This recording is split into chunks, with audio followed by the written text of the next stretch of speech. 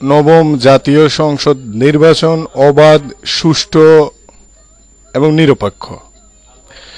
এটাতে বিএনপির যতগুলো কারচুপির অভিযোগ সব রাজনৈতিক রণকৌশল। মন্ত্রিসভায় নতুন মুখ, পুরান মুখ দেখতে চায় না জননেত্রী শেখ হাসিনার বক্তব্য। তো জননেত্রী শেখ হাসিনার মুখটা অবশ্যই নতুন না, ওটাও একটা পুরান মুখ। সাহারা খাতুন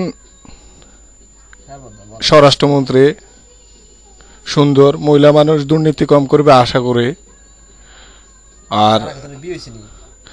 আর সাহারা খাতুন দুর্নীতি করে যদি খায় তাইলে এটা মহিলা মানুষের পেট আর কটুকি খাইবে, বেশি বড় হইব না।